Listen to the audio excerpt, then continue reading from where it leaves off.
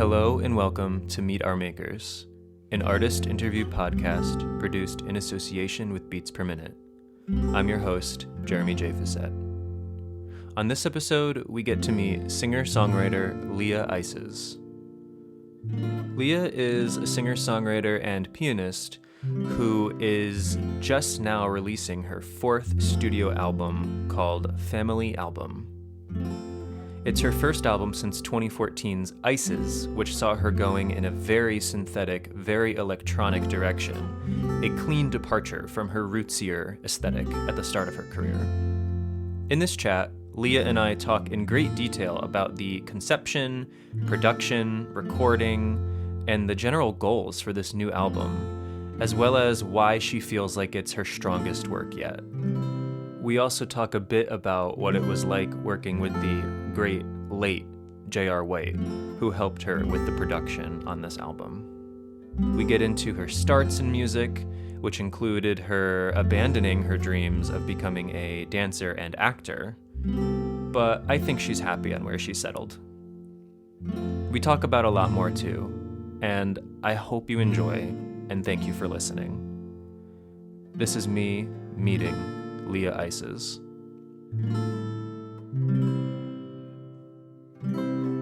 Okay, awesome. Great. Sorry about that. That's fine. Okay. So, how have you been these past Oh, few yeah. weeks? So, I have been, well, I just had a baby 6 weeks ago. So very recent. And that's, yeah, very recent. So that's been amazing. And just being pregnant and then being in the baby bubble has made all of the disaster around me feel a little bit more palatable. Yeah. Just because I'm inside anyway and just keeping it cozy, and also just, newborns are really magical and pregnancy is really magical. So Yeah. just, yeah. And I also for the first time did the full staying in bed for 40 days and 40 nights kind of thing.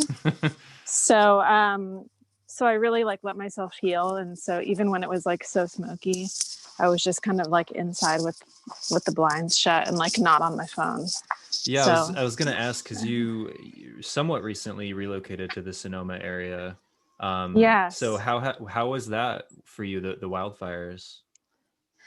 Yeah, it's been crazy. I mean, the first really big one was in 2017, and we were evacuated, and we lived in the mountains above the town of Sonoma. Okay. So the fire line was actually 20 yards from our house. Oh wow. And then my daughter at the time was 1, so it was really intense. Yeah. It was so terrifying.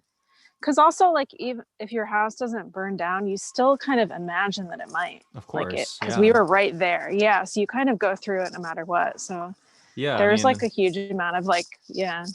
I would think that paranoia and that fear would come from being so close to any disaster. Yes, 100%. Yeah, I mean, I have family in Louisiana, and they have the hurricane coming maybe today.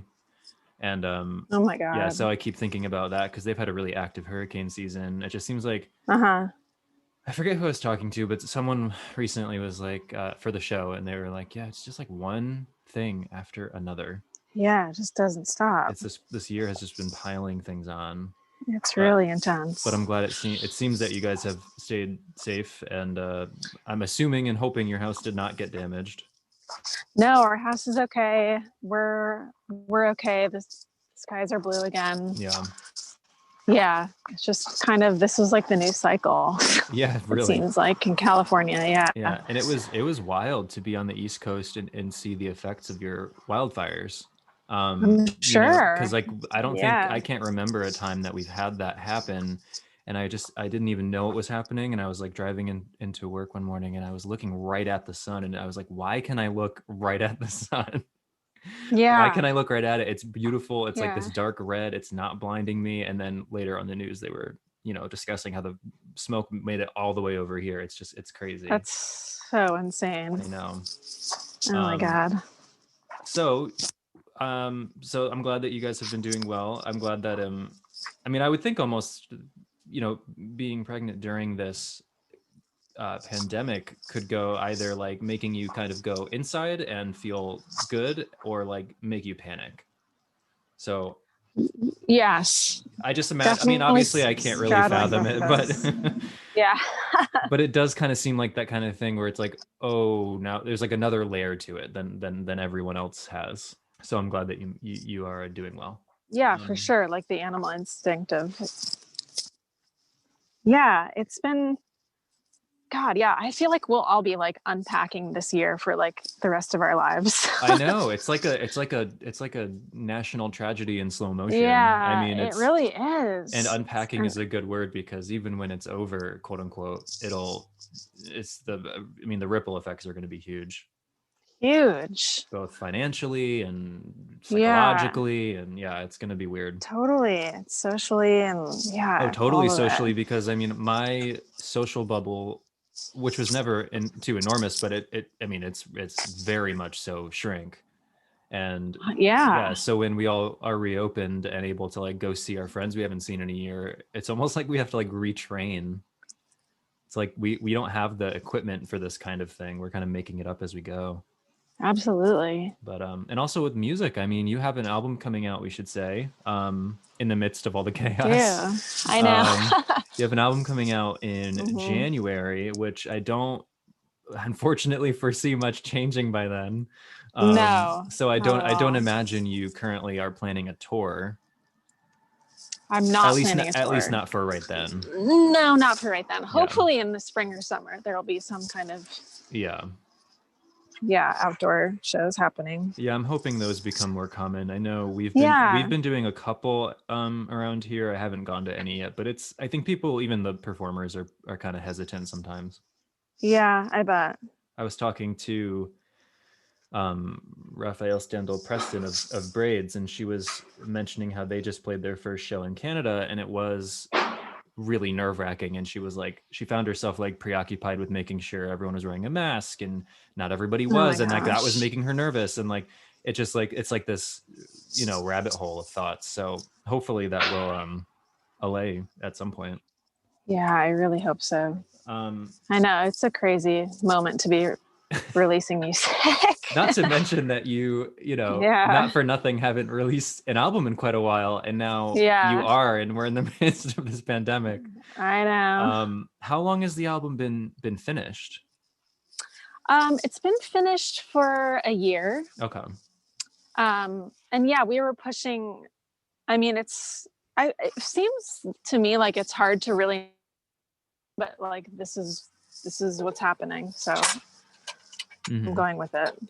Yeah. So it's kind of just like you probably could have pushed it, but you didn't want to. I could have pushed it, but like, but it's also like, I mean, to like bring it back to the birth metaphor, it's just like, it's ready, right. Like it's not doing me any good to hoard it to myself or to let it like collect more dust. Yeah. And I also think like to think of music in a deeper way that we all need it as really like an offering, because I think like,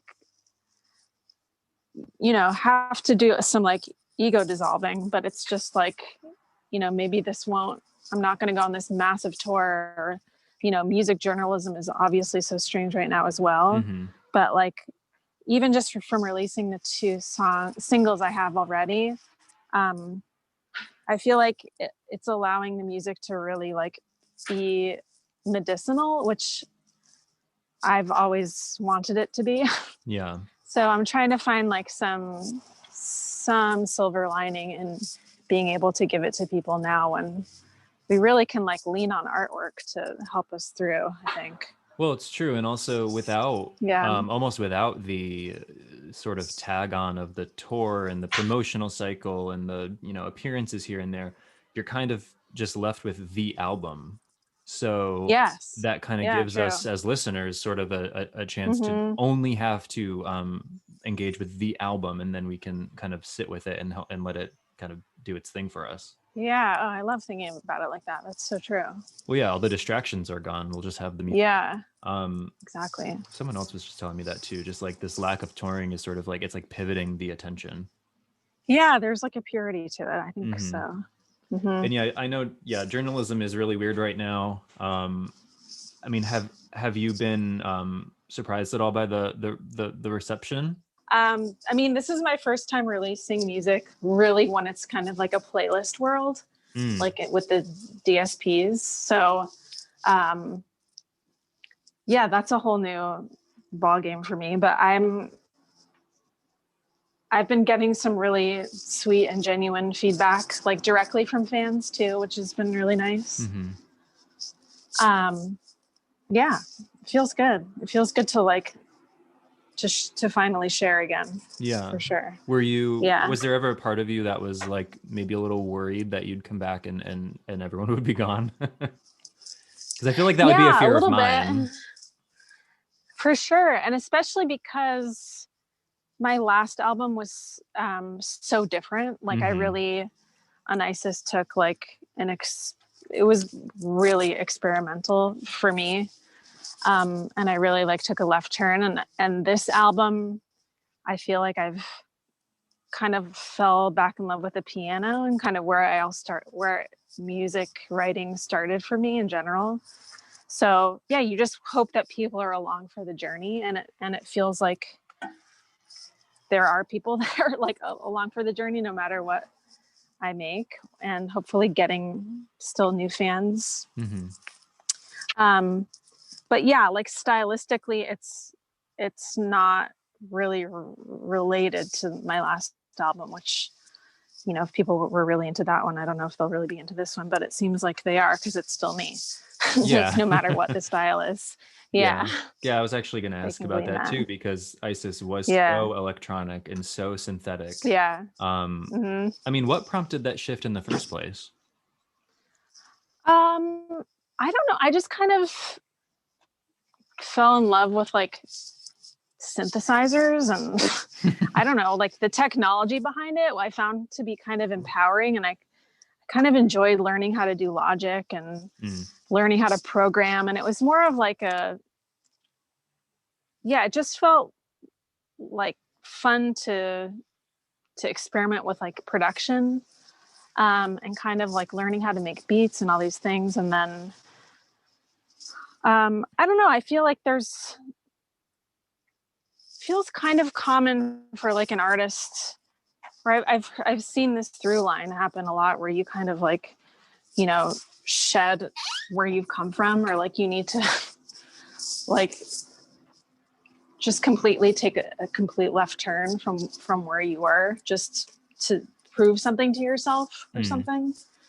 And I wanted to do that, and in the end, I don't regret it, but it does feel like it was like a departure from myself. Right. Yeah. And this album that I've been working on now feels like I wasn't going for anything in particular, except just letting what came out naturally to come out. And with Isis, I was really going for something. Like I wanted to make pop songs. I wanted to make my own beats. I wanted to, you know, program synthesizers. And for this one, it was just like, what is purely going to come out of my throat and my hands if I sit down at the piano again on the mountain top after moving to California. Yeah. And like, what can I do to like nurture that and like take my time with it and not put any pressure on myself other than just like showing up. Yeah. And seeing what comes out. Yeah. Did you take anything or learn anything from the Ices album that you still carry with you through this album? Just from like making the experience of making it? Yeah, for sure. I think like I did learn that there is such a thing as like overworking things and like to trust the purity of when things happen naturally, and you know that it's good to just trust that.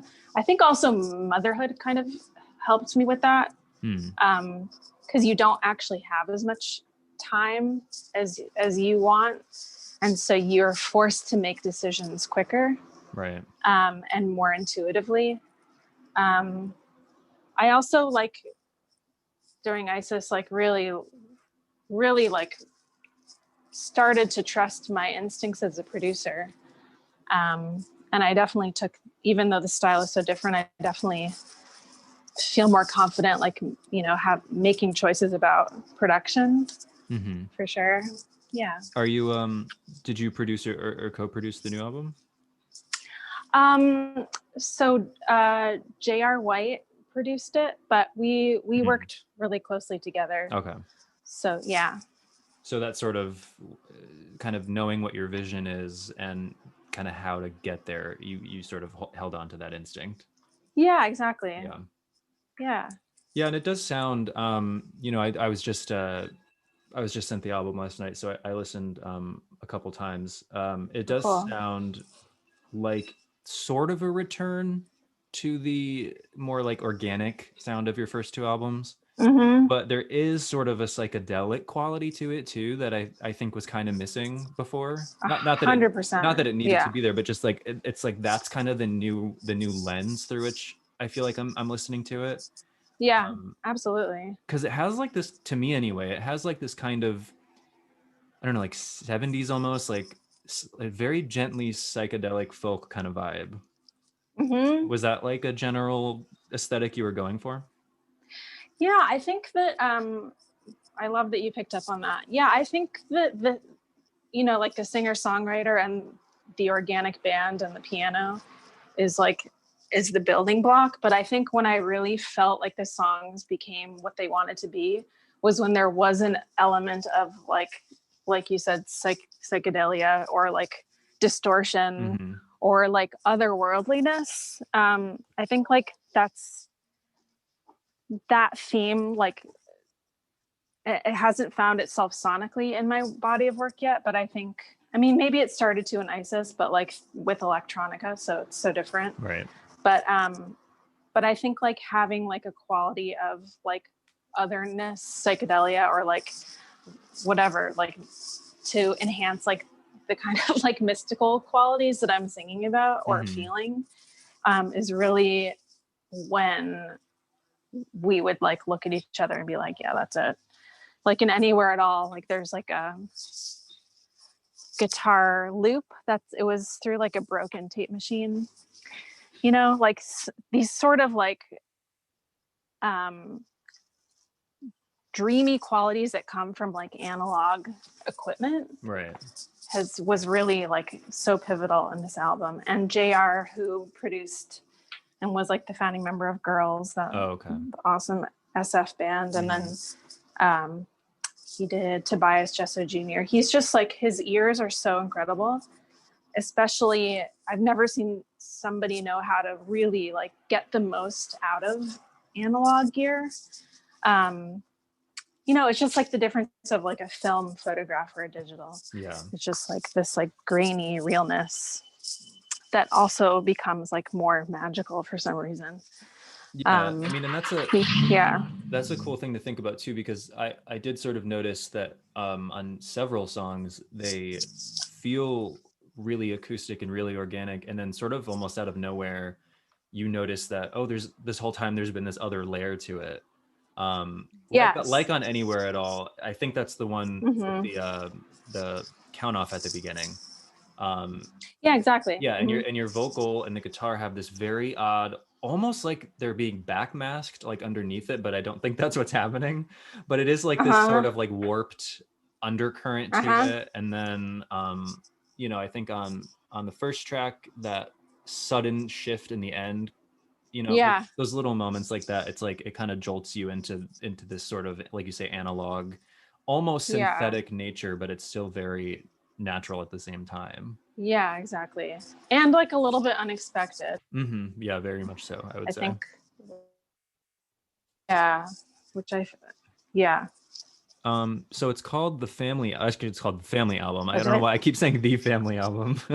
It's called Family Album, which I know Family Album is the name of one of the tracks. But why was that? Why do you think that was sort of the name for this project? What does that mean to you? To me, well, actually, it started meaning one thing and now it means another thing. It right now for me, I've learned so much from this album that art is communal. And I really believe that this album like would not be what it is were it not for like the amazing people I had around me and collaborated with, like on all levels, musically, of course, but also visually and obviously my actual family. Mm-hmm. But then also thinking about like how much, I don't know, the mountain influenced me and like I wouldn't have written the songs I did were I not there. So I don't know, just this feeling of like, and it is kind of like an old school, like West Coast feeling of like, of sharing and openness and like everyone being a part of it.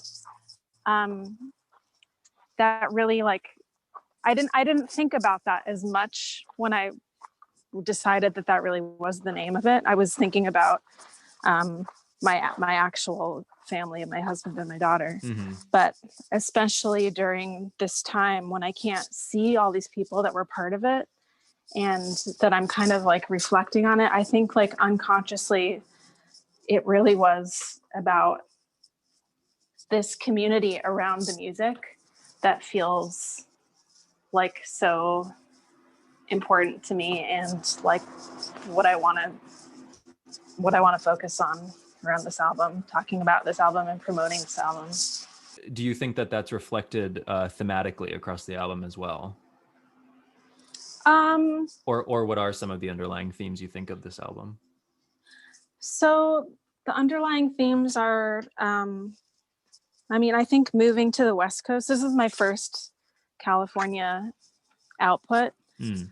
So I think that's like a huge through line is there's an inherent kind of like Wild West freedom that is just hard to deny when you're out here. That kind of makes you feel like you can do anything. And then on top of that, like I moved to this mountaintop and I think the combination of like moving out west and then moving onto a mountain, like I felt so free. And I think like freedom is the most amazing tool a musician can have for creating new work. So I felt really like I could do whatever I wanted. I could create however I wanted to. I could take my time.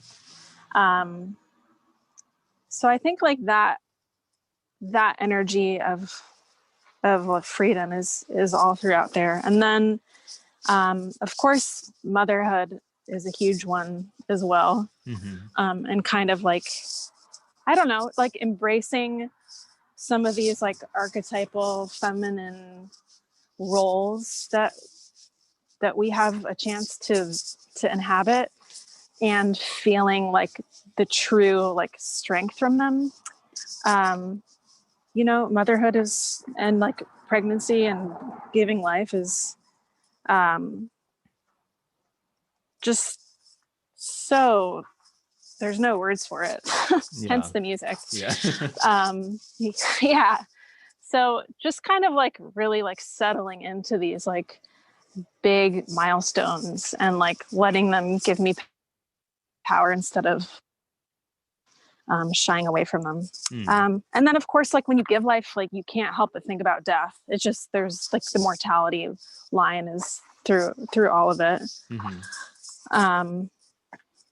Yeah, just some chill subjects.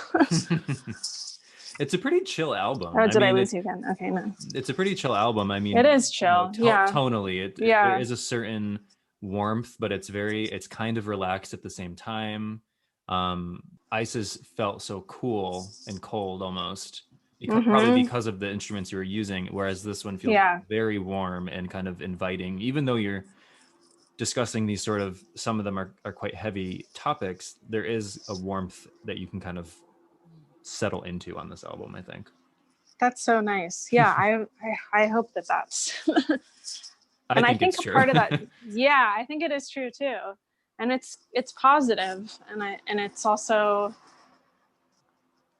I don't know, there is for sure a warmth that comes like when you're using real instruments as well. You know, Isis was very in the box, and this was like very, you know, 4 people in a little wooden room or in an awesome like studio by the sea. So I really do think like energetics have to be a part of it too, you know? And I should mention, this is your first album put out on your own label, Yes. Natural, which, how did that come about? That must be exciting. Yeah, it is exciting. I was just, I don't know. I felt like, you know, with the whole family album concept, I just felt like I wanted to start curating. And I also, you know, I've been putting out records for 10 years, and feel like I've seen a lot of the back end and have learned a lot. And, you know, it sounded fun, and I was sick of waiting for other people to make decisions about my albums. So I think, like, you know, if I'm going to follow this feeling of freedom within my music, and then when it comes time to release, give it all away, that started to make less and less sense. Which is what happens when you're signed, or it can. Yeah. So I just felt like following this like sense of freedom and power, and, you know, letting that become part of the release of the music too. And yeah, it's fun. It's exciting. I'm excited to curate and, you know, do events around it, and kind of like start to build a community around the music. There's a lot of like Northern California and LA buddies that are a part of what I do in my life, and musically and friendship wise. So it feels really fun. Yeah, and it seems like, even though it's only one album deep, your own, it does kind of seem like, based on this album and just the vibe that the promotional material for your label gives, it does seem like you have a pretty clear aesthetic in mind as well. Yeah, definitely. And I think that it's fun to exercise that aesthetic around something that's just not like, it's not only my project, there's going to be more people involved in it. So that feels really fun. And yeah. And my husband, Andrew, has Scribe Wine here in Sonoma, and he's a big part of it too. So that's fun for us to work on together. And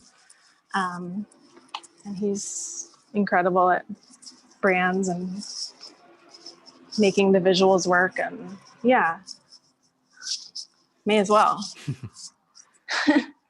So I do want to ask, because I like inquiring about debut albums. How did your first album, Nasima, I hope I'm saying that correctly, how did that come about? Because, you know, with debuts, it's like nothing to the general audience came before it, even though, of course, you know, people were always writing or probably performing, but then all of a sudden there's this document in front of them. So I'm always curious kind of what leads to that first album. So how did you end up recording Nasima? Oh, that's cool. So I was in New York City, and I had a band called The Marina. And we had played a bunch, and then I slowly met some people around just from playing out. And my friend Robbie Lee had a record label called Eye and Ear, and he was friends with, do you remember the band White Magic? Yeah. Who was on Drag City? Yeah. So Andy McLeod, the bass player from there, introduced me to Nicholas Verne, who had a studio in Greenpoint, who at the time was recording like all the Animal Collective and Deerhoof, and it was kind of that like 2007 kind of area. So he was like, you should meet Nicholas and see if you get along, and maybe he could record. Because at this point I had like just built up a huge body of work. And I went to his studio in Greenpoint, and he had like this huge Chickering, like 1800s grand piano. And I just played him some songs. So that's the piano that Nassim was recorded on? Yeah, exactly. Oh, cool. And then he was like, we just really got along. He's an amazing, super interesting guy, and now a great friend of mine. But then he said he wanted to make the full album. So we did, and we kind of brought in this like cast, like this awesome, like, I mean, Brooklyn was such a fun place to be making music right then. It was like bursting with creativity. And Williamsburg was still like, you know, cheap and creative. And that's where we were. And, you know, it was a pretty magical time. And he started his own label, Rare Book Room Records, which Nassima was first released on. Now I own it because that doesn't exist anymore. Oh, okay. But yeah, it kind of started my real like recording career. And also, you know, the musicians I met there doing that are, you know, stayed with me for the next album. Then Nicholas and I did Grown Unknown together. Even after I got signed with Jag, I still, you know, deepened into that relationship with him production wise. But yeah, it came after years of just kind of like putting myself out there and going to open mic nights and doing Knitting Factory, and then just kind of pounding the pavement. Yeah. And as a Connecticut resident, you're from Connecticut, aren't you? Yes, I grew up there. Where did you grow up? So Central Connecticut. Oh, cool. Yeah, Central. Yeah, I'm still in the same area. I haven't moved very far. but I always find it really fun when I, like, you know, after years, because I forget when I found out you were from Connecticut, but I had probably been listening to you already, and that happens sometimes because we always think that Connecticut has like no cool people. And then you grow up and you find out that there are, in fact, some cool people from Connecticut. You know, there's you, and totally. Tune Yarns is from Connecticut, and yeah, she is. Jonas Policewoman is from Connecticut, and there you go. Xenia Rubinos is from Connecticut. So I just like, it's always fun when I discover that a musician or an artist that I like is from Connecticut. Totally. So is that how someone growing up around here like yourself, is that kind of how you ended up breaking out and actually making an album that gets put out? Yeah, because of the pounding the pavement and going to open mic nights. Because of yeah, exactly. Well, I actually, so I don't know, my background is I started really in theater. I thought I was going to be an actress. Like I wanted to be on Broadway and then I wanted to be in movies. And I actually left Connecticut halfway through high school and went to an arts boarding school in Massachusetts. Oh, okay. Because I did not fit in Connecticut at all. And my high school was very competitive and very like sports driven. And I was just like, did not find my people at all in high school until I went to this arts boarding school. So then that kind of like set my path where I was like, okay, I'm like on the artist path finally.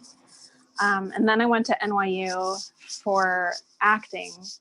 And I actually ended up in the experimental theater wing for the last 2 years of NYU. And then in the very last year, my senior year, I had this voice teacher who, I mean, the experimental theater is all about kind of making your own work as opposed to having a strict technique that you are either doing well or doing wrong.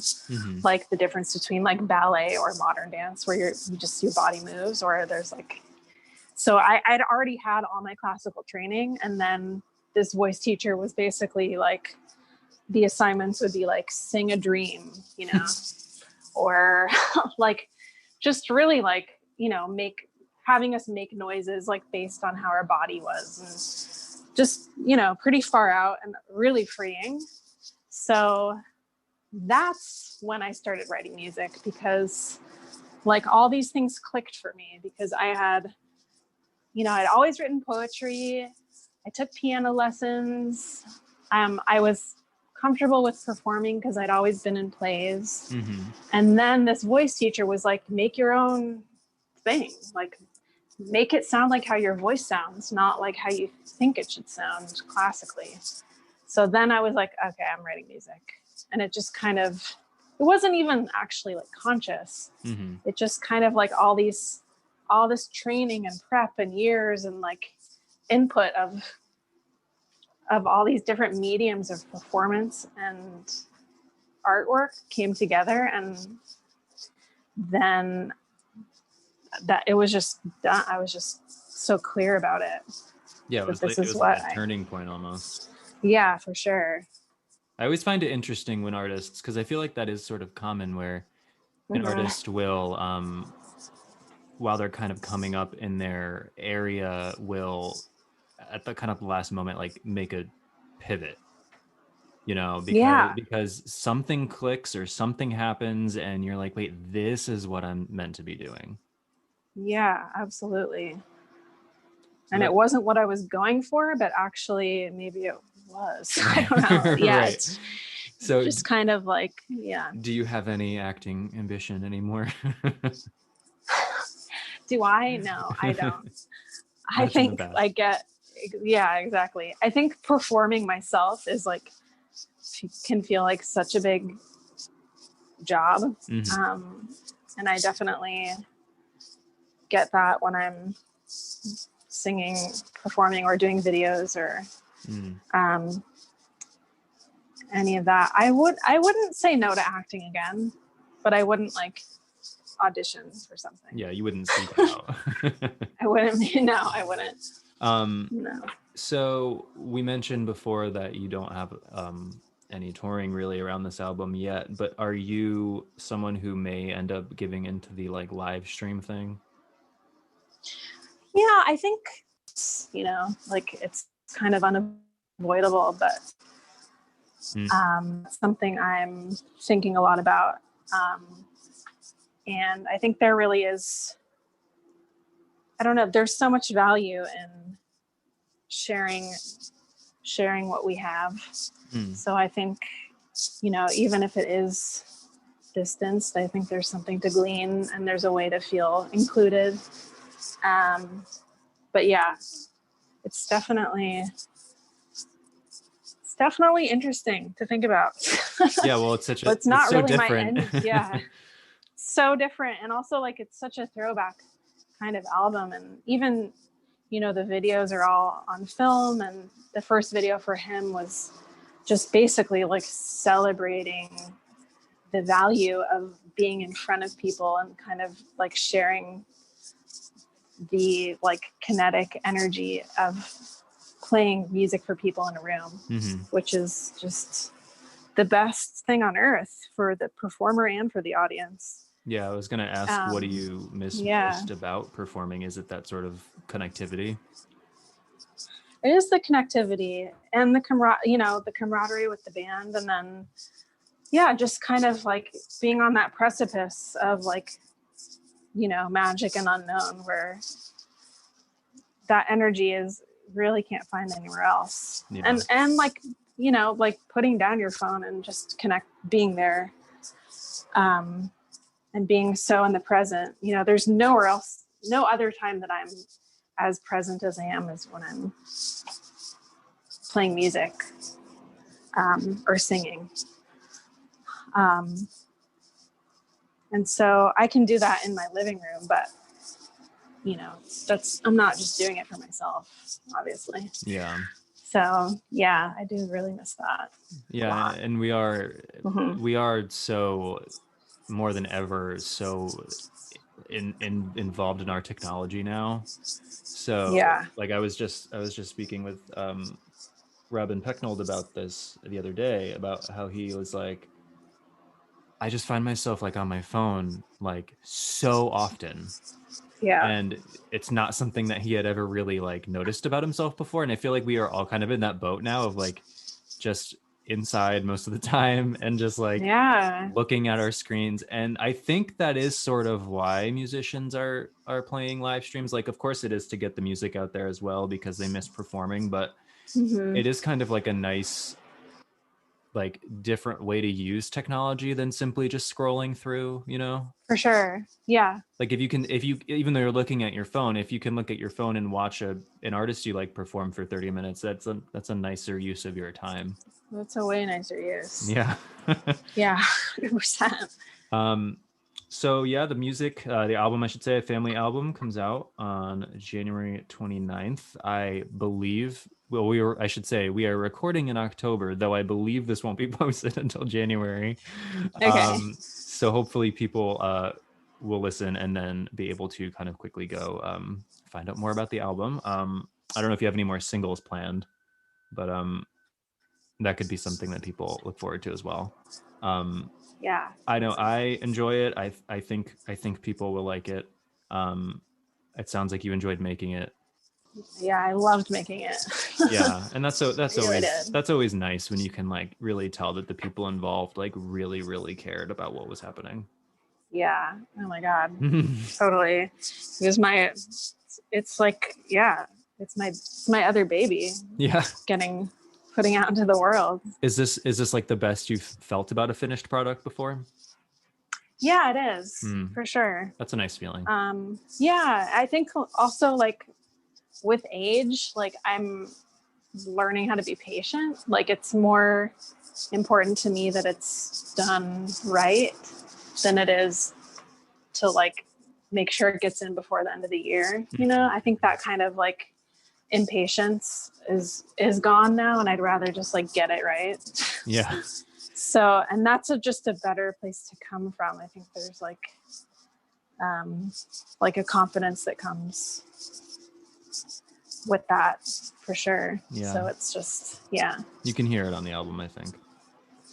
Oh, that's good. Thank you. Well, thank you so much for talking to me. Yeah, thank you, Jeremy. Did you cut out right as I'm saying goodbye?